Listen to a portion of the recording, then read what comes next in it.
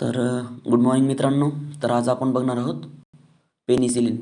Penicillin हा खूप महत्त्वाचा अँटीबायोटिक आहे आपल्या एक्झामच्या दृष्टिकोनातून. तर त्यामुळं ह्याला आपण कवर करून घेणं खूप गरजेचं आहे. तर बघा, सर्वात पहिल्यांदा आपण त्याचं काय बघणार आहोत, इंट्रोडक्शन. तर इंट्रोडक्शनमध्ये काय म्हणते पहा. Sir Alexander Fleming discovered penicillin in 1928 from penicillin notatum. Sir Alexander Fleming काय केलेलं आहे, डिस्कवर्ड केलेलं आहे पेनिसिलिनला. कधी? इन 1928 फ्रॉम पेनिसिलियम नोटॅटमनं. तर बघा, in 1941 penicillin was available from therapeutic use. मग काय, 1947ला पेनिसिलिन काय झालं, ही अवेलेबल झालं कशासाठी, थेरपेटिक यूजसाठी. मग बघा, penicillin are one of the most important group of antibiotic. Penicillin हा सर्वात महत्त्वाचा ग्रुप आहे अँटीबायोटिकमधला, हे पण लक्षात ठेवणं खूप गरजेचं आहे. तर अशा प्रकारे आपण ह्याचं काय बघितलेलं आहे, इंट्रोडक्शन. इंट्रोडक्शनमध्ये काय बघितलेलं आहे, सर अलेक्झांडर फ्लेमिंगने काय दिलेलं आपल्याला, पेनिसिलिन दिलेलं आहे. कधी? 1928ला. कशापासून? Penicillium notatum. In 1941 penicillin was available from therapeutic use. Therapeutic यूजसाठी कधी अवेलेबल झालं, 1941ला. आणि ते काय, सर्वात महत्त्वाचा अँटीबायोटिकचा ग्रुप आहे. तर हे झालं इंट्रोडक्शन. तर आता बघूया definition. Penicillin are the beta lactam antibiotics. Penicillin काय, ते beta lactam antibiotic that inhibit, ते काय करतात, स्टॉप करतात काय, that inhibit bacterial cell wall synthesis leading to bacterial death, bacteriocidal effect. They are effective against gram positive bacteria. तर हे काय करणार आहेत बघा, जे हे आहेत बघा बीटा लॅक्टम अँटीबायोटिक्स, ते काय करणार आहेत, स्टॉप करणार आहेत कशाला, बॅक्टेरियल सेल वॉलला सिंथेसिस होण्यापासून. आणि लिडिंग टू काय करणार, ते बॅक्टेरियाची डेथ करणार. म्हणजे हे कोणता इफेक्ट दाखवणार आहेत आपल्याला, बॅक्टेरियोसाइडल इफेक्ट. तर हे अशा प्रकारे आपण काय बघितलं, त्याचं इंट्रोडक्शन बघितलं. तर आता यानंतर आपण त्याचं काय बघूया, क्लासिफिकेशन.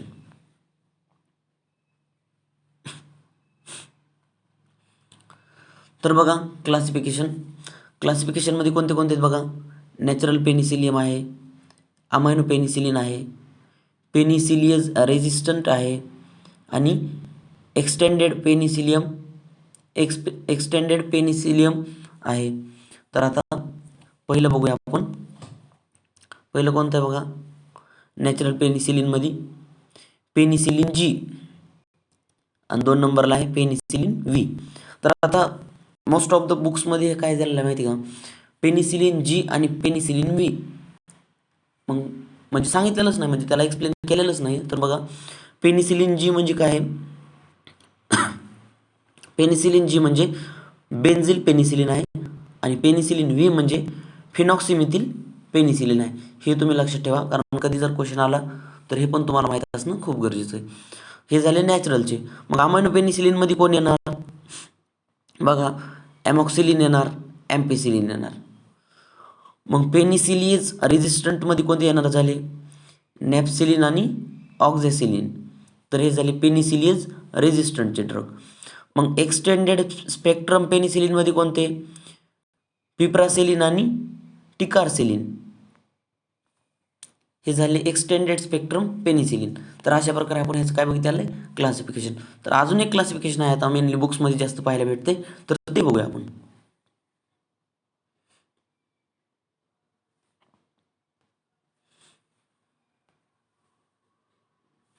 तर बघा क्लासिफिकेशन, तर मेनली 2 मध्ये ते. तर ते कोणतं कोणतं आहे बघा, नॅचरल पेनिसिलिन आणि सेमी सिंथेटिक पेनिसिलिन. तर बघा, नॅचरलमध्ये काय आहे, पेनिसिलिन जी, पेनिसिलिन व्ही. आणि सेमी सिंथेटिकमध्ये कोणतं आहे, ॲसिड रेजिस्टंट पेनिसिलिन व्ही. पुन्हा कोणतं आहे, पेनिसिलियस रेजिस्टंट ऑक्झॅसिलिन आणि नॅप्सिलिन. आणि अमायनो पेनिसिलिनमध्ये कोणतं, ॲम्पिसिलिन आणि ॲमॉक्सिलिन. तर हे झालं सेमी सिंथेटिकचं क्लासिफिकेशन. तर आपल्याला माहीत असणं गरजेचं आहे तसं मेकॅनिझम ऑफ ॲक्शन. तर आता आपण मेकॅनिझम ऑफ ॲक्शन बघू.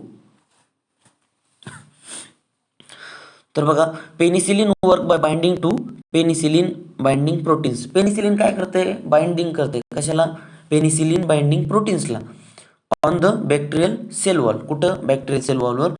आणि ते काय करते बघा, that inhibit transpeptidylation, critical step in पेप्टायडोग्लायकन.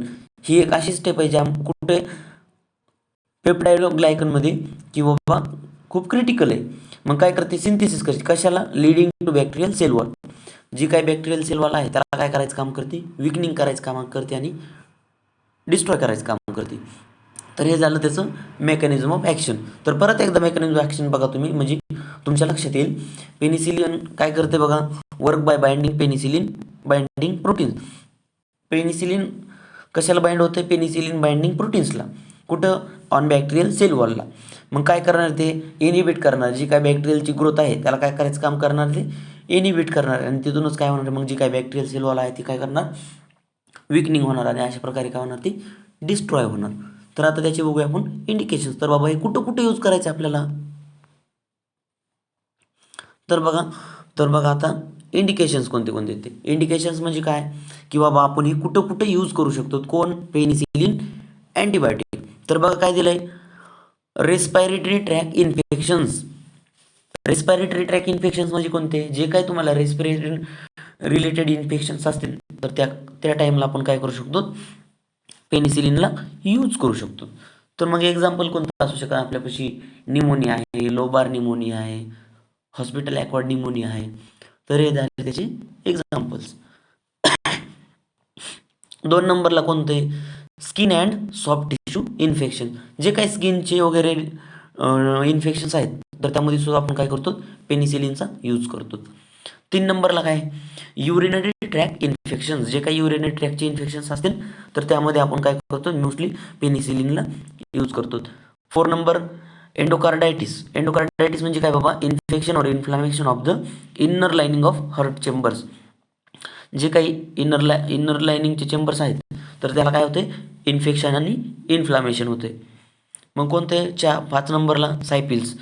सायपिल्स mainly तुम्हाला माहिती आहे बघा, it is the sexually transmitted disease caused by bacterium treponema pallidum. तर हे झालं त्याचे इंडिकेशन्स, कुठं कुठं आपण ह्याला यूज करू शकतो. तर आता ह्याचे बघूया आपण कॉन्ट्रा इंडिकेशन्स. बघा कॉन्ट्रा इंडिकेशन्समध्ये काय, हायपर सेन्सिटिव्हिटी टू पेनिसिलिन. ज्या काही पेशंटला बाबा, काही पेशंटमध्ये असते बघा, पेनिसिलिन म्हणजे घेतलेलं जमतच नाही, तर त्या पेशंटमध्ये आपण यूज करायचं नाही आहे. मग 2 नंबरला कोण आहे, प्रेग्नेन्सी अँड ब्रेस्ट फिडिंग. ज्या काही प्रेग्नेन्सी असते त्या वुमेन्स आणि ब्रेस्ट फिडिंग, तर त्या मदर्समध्ये आपल्याला याला काय करायचं, यूज करायचं नाही. सिझर्स डिसऑर्डर, ज्या पेशंटला कोणते सिझर झटके वगैरे काही येत असेल तर त्या पेशंटला सुद्धा आपण पेनिसिलिन द्यायचं नाही. सिव्हिअर लिव्हर डिसिजेस, ज्या काही पेशंटमध्ये लिव्हरचे डिसीज असतील, लिव्हर सिरोसिस असेल, असे काही डिसीज असतील तर त्या पेशंटमध्ये सुद्धा आपण हे काय करायचं, यूज करायचं नाही. कॉन्ट्रा इंडिकेशन्स म्हणजे एकच लक्षात ठेवा की त्या पेशंटमध्ये आपण त्याला यूज करू शकत नाही. नंतर बघायचं आपल्याला साईड इफेक्ट. तर काय बाबा, साईड इफेक्ट्स काय दिसून येतील पेशंटला जर आपण घेतलं तर, नॉझिया असेल, ओमिटिंग असेल, डायरिया असेल आणि रॅशेस असतील. तर हे काय त्याचे साईड इफेक्ट्स. तर मग आता बघूया आपण त्याचे ॲडव्हर्स इफेक्ट कोणते कोणते येते.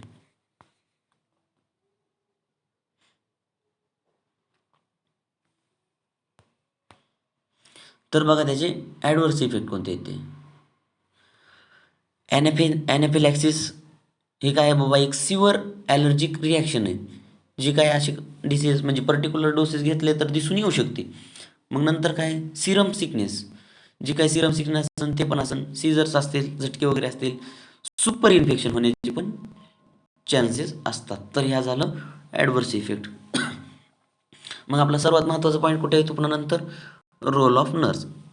मग काय at a point of view role of nurse काय असू शकतं, त्यालाच क्वेश्चनमध्ये काय येते बघा, रोल ऑफ नर्स येते, नर्सिंग इम्प्लिकेशन्स येते, रिस्पॉन्सिबिलिटी ऑफ नर्सेस येते. तर ते क्वेश्चनमध्ये कोणता असतो, फक्त रोल ऑफ नर्स. तुम्ही नर्स आहेत तर तुम्ही काय करणार. तर बघा 1 नंबरला काय बघा, 1 नंबरला दिलेलं बघा, मॉनिटर व्हायटल सायन्स. जे काही सायन्स असतील त्यांना काय करून घ्यायचं आहे, मॉनिटर करून घ्यायचं आहे. Administer penicillin as prescribed. जे काही डॉक्टरने पेनिसिलिन प्रिस्क्राईब केले त्याचप्रमाणे द्यायचं आपण. Teach patient to complete full course. मग पेशंटला सांगायचं की बाबा हा कोर्स अर्ध्यामधून सोडून द्यायचा नाही, त्याला सांगायचं की बाबा पूर्ण कंप्लीट करा. 4 नंबरला काय, रेकॉर्ड ड्रग ॲडमिनिस्ट्रेशन. जे काही ड्रगचं ॲडमिनिस्ट्रेशन आहे ते काय करायचं आपल्याला रेकॉर्ड करून ठेवायचे असेल. Patient response and any adverse effect, आणि जे काय पेशंटचा रिस्पॉन्स असेल काय ॲडव्हर्स इफेक्ट असेल ते सुद्धा. तर हे झालं record drug administration, patient response and any adverse effect. 5 नंबरला आहे बघा, wash the hands before and after giving dosage. म्हणजे काही जेव्हा आपण डोसेज पेशंटला देऊ त्यावेळेस आपलं एकच महत्त्वाचं काम आहे बघा, हँड वॉशिंग करून घेणं खूप गरजेचं आहे, बिफोर आणि आफ्टर. पुन्हा नंतर काय, if any adverse effect seen immediately stop the medication. बघा काही जर ॲडव्हर्स इफेक्ट जर दिसला तर आपल्याला ते काय करायचं आहे, इमिडिएटली डोस काय करायचं, स्टॉप करायचा आहे अँड कॉन्टॅक्ट टू डॉक्टर्स, लगेच डॉक्टरला कळवायचे. तर अशा प्रकारे आपण काय बघितलं, रोल ऑफ नर्स. तर आता बघूया आपण त्याचं परत एकदा त्याचं ओव्हरऑल रिव्हिजन करू.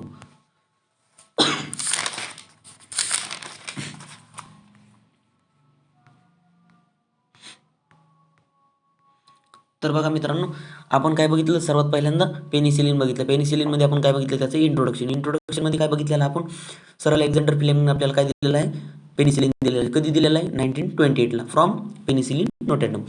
मग पेनिसिलिन थेरपेटिक यूजमध्ये कधी कधी अवेलेबल झालं, 1941ला.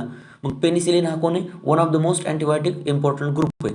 तर हे झालं त्याचं इंट्रोडक्शन. मग डेफिनेशनमध्ये काय बघितलं, पेनिसिलिन कोण आहे, बीटा लॅक्टम अँटीबायोटिक आहे. ते काय करते, इनिबिट करते कशाला, बॅक्टेरियल सेल वॉलला, आणि लिडिंग टू बॅक्टेरियल डेथ. आणि कोणता इफेक्ट दाखवतं, बॅक्टेरियोसायडल. तर हे झालं त्याचं डेफिनेशन.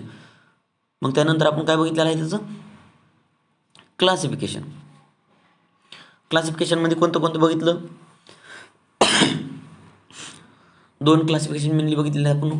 क्लासिफिकेशन 1मध्ये काय बघितलं, natural penicillin, amino penicillin, penicillinase resistant, extended spectrum penicillin. हे झालं त्याचं क्लासिफिकेशन. दुसरं बघितलं आपण मेन 2 ह्याच्यामध्ये, नॅचरल आणि सेमी सिंथेटिक. त्यानंतर आपण काय बघितलेलं आहे, mechanism of action. Mechanism of ॲक्शनमध्ये काय करते, पेनिसिलिन बाइंडिंग करते कशाला, पेनिसिलिन बाइंडिंग प्रोटीन्सला ऑन बॅक्टेरियल सेल वॉल, आणि ते काय करते, बॅक्टेरियल सेल वॉलला विकनिंग करायचं काम करते, आणि विकनिंग करून डेथ होईल मग बॅक्टेरियाची. इंडिकेशन्स कुठं कुठे यूज करतो,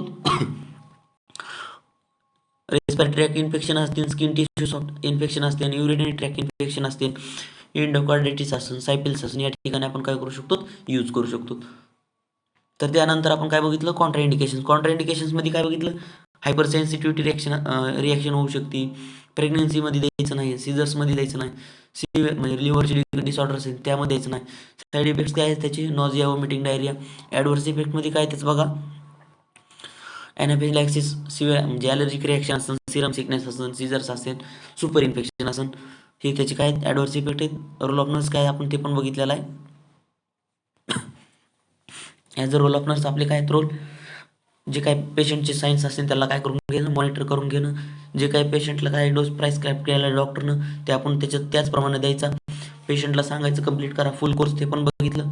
मग काय जे काय ड्रग ॲडमिनिस्टर केले ते रेकॉर्ड रिपोर्ट करून ठेवायचे, वॉश मग बिफोर आणि आफ्टर हँड वॉशिंग करून घेणं खूप गरजेचं आहे. त्यानंतर काय ॲडव्हर्स इफेक्ट जर सीन झाला तर आपण काय इमिडिएटली डॉक्टरला कळवायचं. तर अशा प्रकारे मित्रांनो आपण हा पेनिसिलिन क्वेश्चन कव्हर केलेला आहे. पेनिसिलिन हा खूप महत्त्वाचा क्वेश्चन आहे.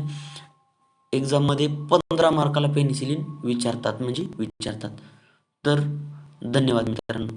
व्हिडिओ आवडला असेल तर लाईक करा आणि सबस्क्राईब करा. अशाच प्रकारे तुम्हाला नर्सिंग विषयीचे सर्वात महत्त्वाचे व्हिडिओ आपल्या या चॅनलवर येणार आहेत. धन्यवाद मित्रांनो.